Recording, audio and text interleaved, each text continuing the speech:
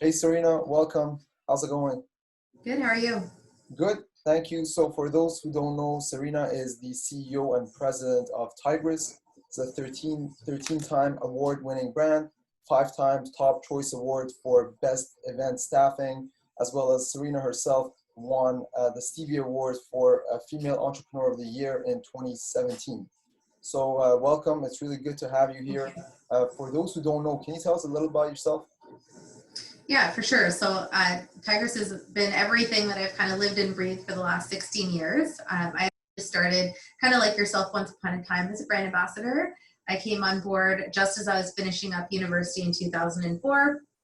The woman at the time who had founded the company, I guess, saw something in me and asked me to come on board as management in October. Mhm. And quickly, we kind of had a lot going on.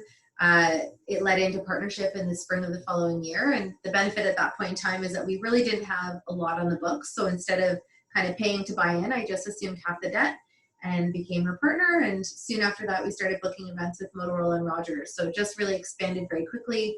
We went from Toronto the first year into Montreal by the next year, and then nationally in 2006. And we just continued to grow at that point. My partner actually left the company in 2008, so we went through a buyout that spanned a couple of years, and obviously went into the venture of having employees. So at our peak, we had about 10 people on our team last year, and then we had actually planned to hire up again heading into this year, but then COVID happened. So obviously that's had a really big impact on our business, but we're starting to see things kind of turn around and just kind of adapting to the new normal at this point in time. Awesome. I actually do have some questions about how COVID has been affecting you guys as well, but going Yeah. back to the beginning. So did you have, so I know you graduated from Ryerson University. Yeah. Did you have entrepreneurship background prior to starting Tigris or not at all? Yeah, no, not at all. And I actually didn't start Tigris. It was pretty much founded in the sense of incorporations and name and bank accounts and stuff like that when I got on board. Yeah. That being said, it was a little bit complicated because my partner started 4 companies at the same time. Mhm. So we did event planning and we did marketing and we did staffing, but they were all under different names. And then Tigris was the brand that really took off. So it took a long time to consolidate those businesses so that people really understood the full scope of what we could do. Because oftentimes they'd hire our staff and not know that we did event planning, and we could have done much more. That being said, my partner set it up that way because she thought that marketing companies or event planners wouldn't hire us for our staff if they thought we were a possible competitor in other areas.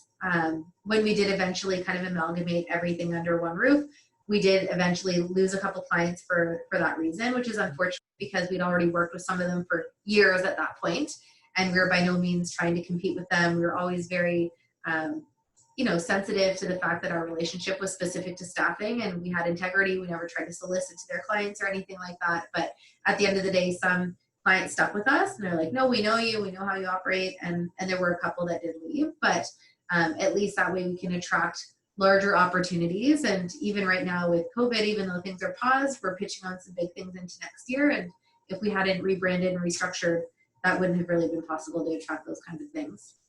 Interesting. And what would you say like the strongest selling point of Tigris is? Because obviously you guys do have competitors in the field as well. But what would you say differentiates Tigris from the rest of the players out there in the market? Yeah, I think it's hard. I mean, at the end of the day, staff are staff and they can work for multiple agencies. Obviously, we actually encourage them to do that because we want them to keep their schedules full and make money. I think for clients that have really appreciated working with us, it really comes down to not what we do, but how we do it. So the communication is always extremely important. I think there's nothing more frustrating than reaching out to someone for a quote and like weeks later you hear back. Like you're not even thinking about it at that point. So for a client that does reach out to us for a quote, even if we can't help them at that exact moment, we'll still reply and say, we have your email, we're just wrapping up a meeting, but we'll have the quote to you in like 2 hours. Mm-hmm. And we gain a lot of our business just based on the fact that we are the first ones to quote and we make it very, very easy for them. And it's like that the whole way through. Like when we're communicating about the planning of a project, it's super easy. They never have to chase things down for updates. When the event is over, we get post reports to them ideally within a couple days after the event has ended. So everything is just very, very cyclical, very smooth. Right. A lot of clients said, the activation could be a little bit comparable to other agencies, but it's the before and the after that just makes it so much easier. So I think that's something that clients value because they've got a lot of things going on themselves. They don't want to be chasing someone and be like, is this done? Or do I have to worry about this? And, Yeah. just so that they're very clear on even the steps of what's happening next. So they know when they sign off, it's like, okay, well, this is what's going to happen at this point. This is where we need your support. You have to look this over. And they have a clear picture of that from the beginning. Interesting. So in summary, you guys are extremely customer centric, and you take this event from cradle to grave. You take care of everything, and it's just a very easy flowing kind of a cycle, right? Exactly. Yeah, we want to make it just as easy for them as possible. And what I would say, like on the XM side, when we're actually reaching out to different vendors to get quotes, it's shocking to me how some businesses operate. We had a series of events last year for 30 events across Canada, and we had to source venues in all these different places. So for example, like Windsor, Charlottetown, all these places. And in Windsor, I probably had to reach out to 15 different banquet halls and restaurants and venues to maybe get 5 or 6 quotes, because literally half of them didn't reply. Half of them didn't give me the stuff that I needed. Like we needed specific like measurements and pictures and all these things. And like a lot of them just couldn't accommodate what you're even asking for. And then out of say the 5 or 6 we heard back from, we narrowed down kind of the top 3 to submit and landed on 1. But you can imagine with 30 events, if you're reaching out then 30 times 10 venues, that's like 300 different venues that we're reaching out to, let alone other providers. And it just blew me away, like how poor the customer service was. And like, this is your business. Like you should be getting back to you within like 24 hours or 48 hours at the longest. And some of them would reach out like a month later. Oh, hey, I'm just getting back to you, but it's booked. Like it's booked with someone else, So you can imagine on the staffing side, when people are reaching out for quotes, like they may never have done this before. They don't know what to expect. They do need to work in a certain, at a certain speed, I guess you could see, just to fit things in, because we're probably one cog in their wheel. So whatever you can do to make it like really seamless for a client, I think is very, very important. That's interesting. Yeah, and to your point, they are shooting themselves in the legs by not actually being prompt with the replies. Yeah. After like all, one client said, like it should be a given, but like it's not. Like it's actually shocking the way that some businesses operate, and that's lost business for them, right? So. For sure, and especially in this day and age, everyone is looking for prompt replies, and they want to know the answer as fast as possible, right? Yeah, for sure. Yeah. So basically, I understand you guys have like a team of 7 to 9 full-time staff, and then there's a ton of part-time staff, right? So what's the advantage or the reason behind this kind of model? Does it help you guys propel faster, or are you more agile that way? How does that work? Yeah, so I guess the thing is, like, you always want to make sure you have enough people on your team that not only can meet availability requirements, but also the requests from different clients. Because sometimes it could be a skill, it could be a language, it could be a look, depending on what exactly we're recruiting for. So you want to ideally have enough people that you can fulfill it based on that request. Obviously, we would prefer that a client gives us a certain amount of notice, but that doesn't always happen. Like sometimes they come to you in 2 days notice because another company dropped the ball or whatever the reason may be. And then we do recruit as needed. So obviously sometimes we work in cities that we haven't operated before, or maybe like we haven't done work there in a little while, or we don't have the specific type of staff that the client wants. So we have to go out and recruit and stuff like that. When someone's worked an event, if they've done a good job, we keep them on the roster and they continue to get opportunities until they choose to leave or until something might happen. But for the most part, we ideally want to be able to send it out. And you'd be shocked. Like sometimes you could send out an email to 200 people and maybe 50 people reply and you need to fill 10 spots. But other times you could send out an opportunity and like 3 people reply. Mm-hmm. And sometimes there's like no rhyme or reason. It's like people want to work the Google conference, but they don't want to work for a brand they haven't heard of, or maybe the location is a little bit further outside the downtown core and they don't know how they're going to get there. And, different opportunities can attract a different volume of availability. So ideally you want to have people that are all over the place and just do less work so you're not recruiting ad hoc as needed. That makes sense. And talking about recruitment, is there any specific sort of personality type or specific skills that you look for? Because I know that even when I worked with Tigress, it usually was in the form of a group interview. So is that still a thing? And then why is it that way? And what sorts of skills are you guys looking for? Yeah, so we started doing group interviews actually after my partner left the business. And part of it was twofold. So one, I wanted to maximize my time. So if I could meet 75 people in a day rather than like, if you met them independently one at a time, you could probably meet 10 or 12. So ideally I wanted to meet as many people as possible and just hire up as quickly as we could. And we did the same model in other cities. So Vancouver, Calgary, Edmonton, Montreal, Ottawa. because we wanted to make sure we're still meeting people face to face and building rapport. The other side is you want, when they are the people working in field, you want the people that are really dynamic, really outgoing, they've got the charisma and personality, because you want the people that are memorable and unforgettable. They're going to get in front of people. If I can't remember you at the end of meeting all these people, it's either, it could be a really good thing if I remember you, or a really bad thing. Yeah. So I wanted the people that are memorable. The one disadvantage I would say to hosting in-person interviews, I would say across the board, there's a minimum 30% no-show rate. So you imagine you book like 100 people, 30 people for sure aren't showing up. I don't know why. It's pretty consistent. I would say it's even higher in some cities like Edmonton and Vancouver. It's probably 50% no-show. And then if it's raining or snowing or something, like it could even be higher. So sometimes that can be really disappointing, because you do put a lot of effort into like collecting people's resumes and their photos and communicating with them to book them. And then all the logistics, yeah. I don't know, like they may not show up because they got another opportunity, or maybe they don't take the work seriously, or whatever that is. But because of the time and cost to plan those types of interviews, like we would have them in Toronto probably every other month. In the other cities, probably quarterly. We don't host them like every week, because obviously we're renting venues and it's just a lot of time to put it together. So over and above the general recruiting, then we would do like a Zoom or like a Google Hangout or something like that, because it's the next best thing. We can usually do those interviews in about 20 minutes. We would talk about Tigress, how we operate, what they can expect working from us. We ask them a handful of questions. And what we're really trying to gauge is, you know, some of the same things that we would do in a group interview. Like, are they on time? Are they presentable? Are they charismatic? Are they outgoing? Do we feel comfortable with them? Like building the rapport. And you'd be shocked again sometimes the way that people show up. They're totally unprofessional. And we've had people trying to play video games like during their interview, and you're like, what are you doing? That actually happens. Wow. I have equally shocking things at in-person interviews, but like people are just clueless sometimes. Like some of the, even asking, for example, it could be in some ways, people may say it's discriminatory to ask for a photo, but if you saw some of the photos that we've been given, like it is a good screening process. Like I've had people send pictures that like he's holding a giant shotgun, like a giant 40. What shotgun? A bird on their head. Like I had the weirdest thing sent. And the whole thing is that at the end of the day, we're in brand representation. So for a lot of our events, clients do require candidate profiles to be sent. They want to see the headshot of the staff. They want to know that they meet the brand image. We accompany that with like their skill set and different experience that they have. But obviously we do still require an image, because after, when they are working for us, we're still going to require those images. But it does help us kind of screen out and filter some of the people that we know won't be aligned with the brands that we work with. And it kind of show the common sense that people have. Like, you know, it doesn't take much to stand in front of a bare wall and just have a photo taken of you nicely, but people send you things that would, like, it just, I could write a book just on that, like some of the lack of common sense that people have, but it's definitely a part of the screening process. Yeah, I'm sure a lot of those funny stories.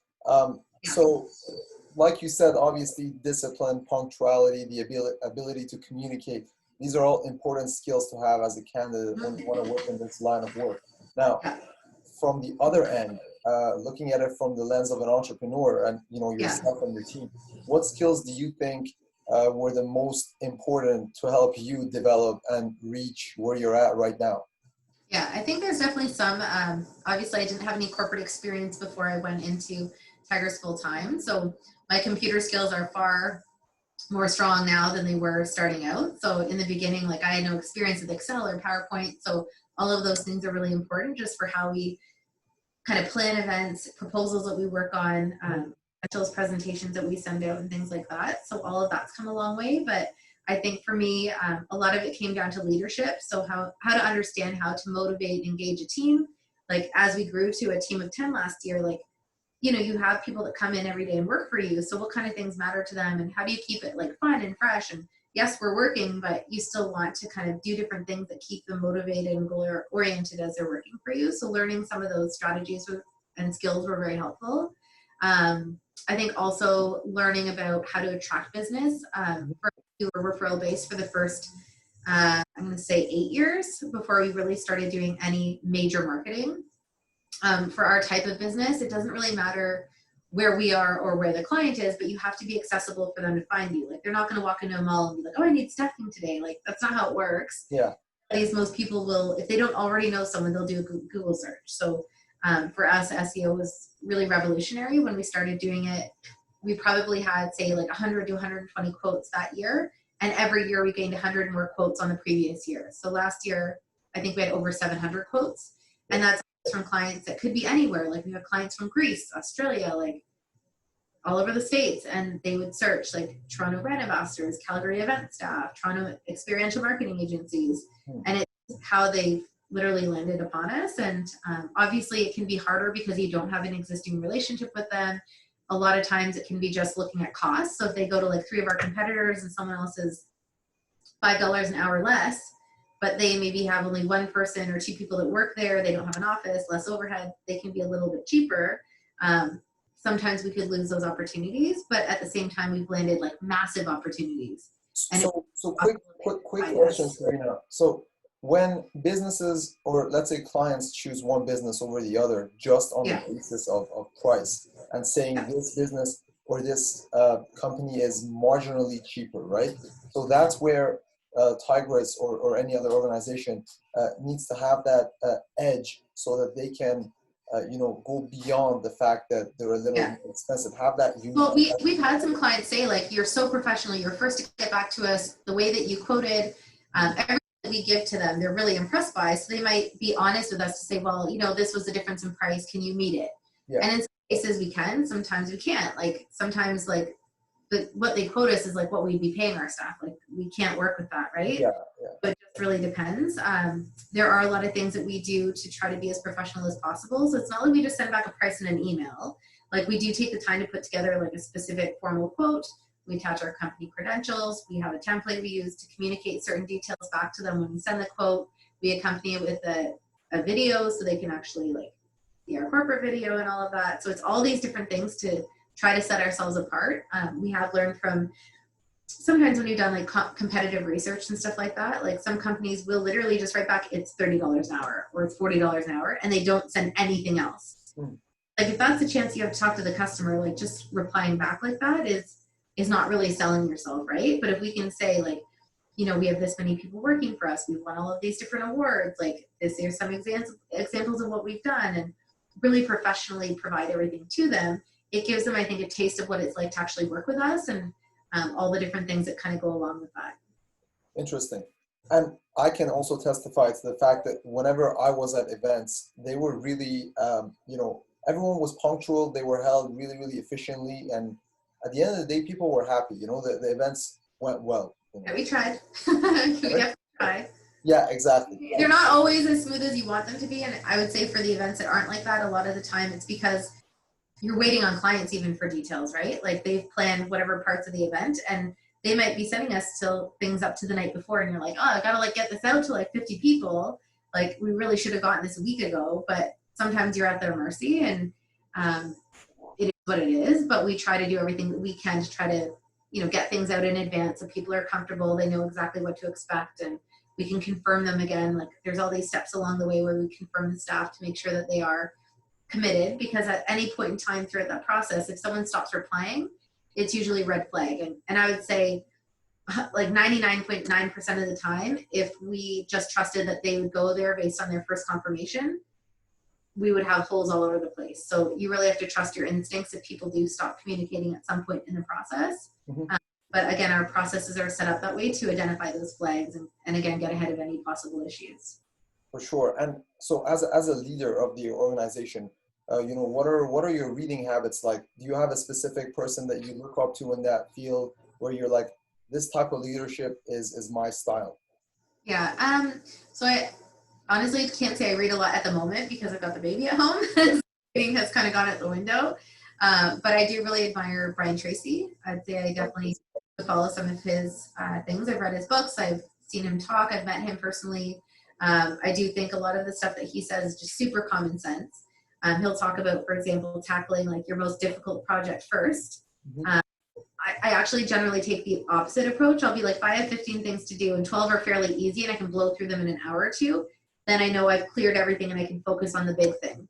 Where he would say focus on sales for the first 3 hours of the day, because at that point, if you've started other things, chances are by the end of the day, you're not going to work on it. So I do understand, say that specific thing, but a lot of the thing he says is just really, really common sense. And I'd say Tony Robbins, I really like his approach to different things, but he can be a lot. So I would say sometimes it could be maybe too much, but Brian Tracy to me was more like tactical things that like you could listen to and be like, walk away and do 10 of those things the next day. It's not like some overarching theory that you're not sure how to approach. For sure, and I can also imagine because their talking styles and the way that they speak is totally different. Brian Tracy is very calm. Tony Robbins is always like full of energy and shouting all the time. Yeah, I've seen him perform as well, and it definitely night and day, but still have very good things to say. Interesting. So, by the way, you talked about your baby daughter Sienna. How's that going? I see her all the time on Facebook. Really, she's growing really fast. How's that going? Like with regards to taking care of her and then handling business as well. How are you handling that? Well, I would say it hasn't gone as planned. So I had her in December. Obviously, I think my biggest concern with starting a family was the fact that I was worried about taking a step back from the business. Mm-hmm. I did have a team member that had been with me for over 5 years that I really felt like would support me during this time. And she actually resigned 3 months after I had Sienna. So that was very, very unexpected. It kind of is what it is. I did have a couple of people looking to take over some of her roles and responsibilities, but it was still pretty overwhelming at that time. Mm-hmm. And then COVID happened. So that was literally like she resigned at the beginning of March, and then lockdown started 2 weeks later. So we had to scale the team back significantly to stretch our retained earnings because we have literally had no events going on for the past 4 months. So that being said, I've had a lot more time with Sienna than I probably expected. I probably thought I had to be a little more involved. Like we had the level of quotes and proposals going on that we used to have, say last summer, where we had like our biggest and busiest year ever. I would definitely probably be putting in at least a few hours every day, where because of COVID, like there could be days I'm not necessarily doing anything. So I've had a lot more for her. So that's been a little bit of a silver lining.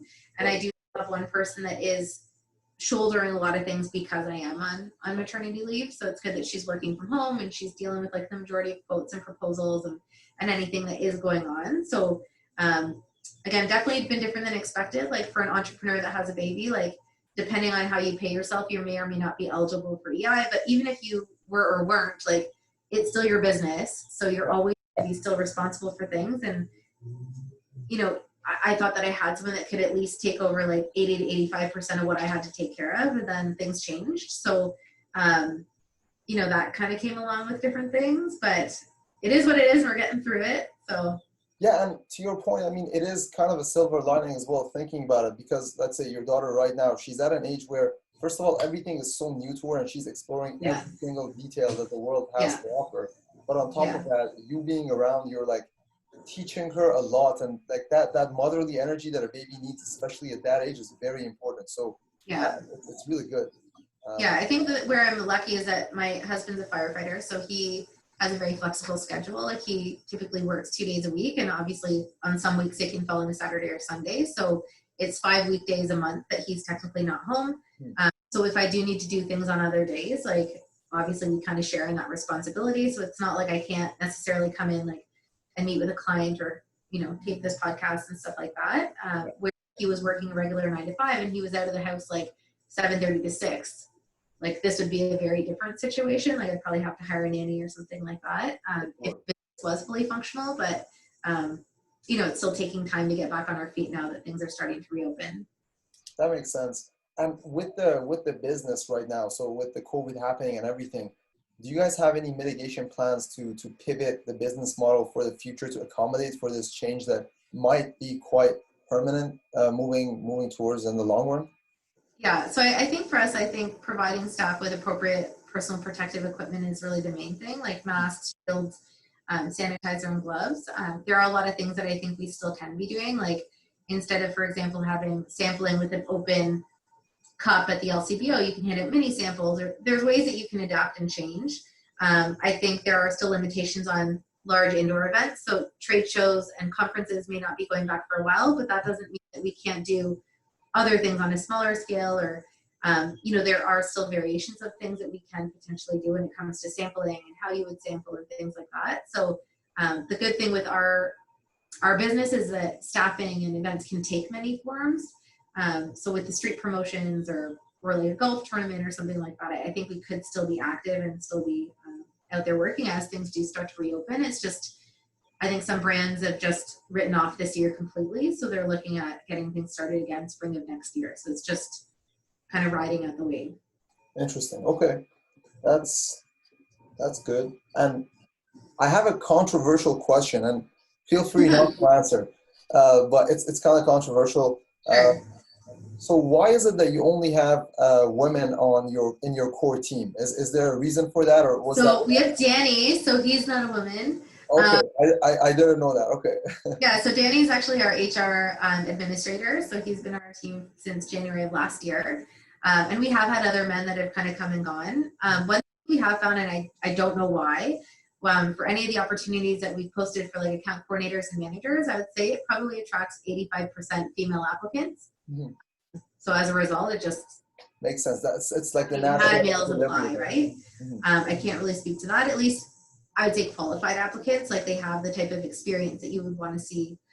So it doesn't always work out that way. I think for when you're on the event planning side, it's definitely not as glamorous as people may think. It's a lot of like Excel spreadsheets. You're working with critical paths and workbacks. And I'm not going to say men don't want to do that, but it just doesn't seem to attract as many men. And even having into like event planning classes at like during college or UIT, like even those classes are like 90% women. So I think it's, attracts that. Obviously there are a lot of marketing agencies that have men and they work in different fields, but it's not like we have like a digital department or a creative department where maybe there could be maybe some more men that do come in. So I can't speak to why, but sometimes it's just been based on like who's been there. Like we will interview them if they have applied and do meet the criteria, but sometimes it's just worked out that way. Okay, cool. So we had Danny for about 1.5 years, and we had Hashim as an account director before that. So we have had some people. It's just not, it's probably the same ratio as you would see based on the applicants. Yeah. It's just the natural equilibrium. Like you're not going out of your way to like reject people on purpose just to have like. No. And even like with the staff roster, I'd say it's 60% female, just based on, again, if we would hire a male and female, but then sometimes it depends on client requests. Like sometimes they want a certain thing and, it attracts a certain demographic, I guess, in some cases. So we have a wide range just so we can accommodate any request. Interesting. But by the way, it's a perfect opportunity for people who are just good at communicating and they're students to for sure. Yeah. That was me too, right? Like I used to do that and it was really fun, especially like and I think it could be, but it takes people out of their comfort zone. Like it's not like working at a restaurant where you know everyone and you're going to the same place 3 days a week. Like you could be going to anywhere and who knows who you're going to be working with in some cases. So I think it takes a certain type of person that's comfortable with that, with the variables, I guess you could say. It doesn't necessarily work for everybody. Definitely. So I know we're past the 30-minute mark now. I know you're busy as well, but do you have any sort of closing lines or anything that you want to talk about before we end the conversation? Yeah, I guess just for any entrepreneurs, I think one of my biggest learnings was probably about 8 years in, just getting help from people who have been there. I was literally winging it for the first 8 years that we were in business. I guess we were okay, but things started to change for us when we started not only doing SEO, but I started getting mentorship. So I had the fortunate experience of working with a mentor who deconstructed my whole business, came up with an action plan, told me things like hire a bookkeeper, you have to do this, change your branding, and like, could look at the business objectively and just tell me like, well, if you want to get here, like these are some things that I suggest that you do. Mm-hmm. But it's just, you're so immersed in your day-to-day that you can't necessarily identify some of those things. So I think. And you're also open to feedback, right? What's that? And you're also open to feedback, right? Well, you have to be, right? Like sometimes I would say the gentleman in that particular situation I was mentoring with, like he didn't hold back. Like he would just tell it like it is. And I would say I took probably 90% of his advice, and then we started growing the business. So it was a combination. Like it was very much the SEO as well as like the mentoring that I was receiving. Yeah, for sure. Mentorship is very important, and just simply reaching out to people and asking questions, because that also takes a certain kind of personality and energy to put yourself out there and make yourself vulnerable and kind of show that person you have certain gaps that you're looking to fill, right? So that's well, you may not even know what they are, right? Like if you don't know what you don't know. Exactly. So not even knowing the question to ask because you don't know what the problem really is. Like we've gotten this far, why aren't we growing, or like whatever it could be. And maybe it's where you're spending your time, or maybe it's a skill set that's missing on your team, or whatever that may be. So I think that was really helpful. I ended up working with him and probably 3 or 4 other mentors over the span of the last 5 to 6 years. So I worked with them in different spans of time. It could be a year or 6 months, things like that. So just taking advantage of opportunities that are out there. There's different mentor exchanges that I've come across, and they could be far less expensive than like a business coach. So, just trying to find those opportunities so that you can learn new. And it's a give and take relationship too, right? I'm sure it's not just, oh, hey, can you please be my mentor? And I just want you to continuously add to my life and I won't give you anything back, right? Well, I mean, we still keep in touch. Like I actively keep in touch with 2 of the mentors that I've had. And then there's some others that we're on LinkedIn and stuff like that. But I mean, for the mentor that I had in that situation, like we have lunch usually a few times a year. Like we do keep in regular contact. So I'm sure he must have probably gotten something out of it as well. For sure. You'd have to ask him about that. No, for sure. And I mean, it's really important, again, to find people that you look up to in certain areas and figure out what their mental models are and how they go through thinking about different challenges and problems, right? For sure. So thanks a lot for your time, Serena. I know you're really busy, so really appreciate your time. And it's really good seeing you again. I'm sure we'll be in touch. Awesome. Take care. Take care. Bye-bye.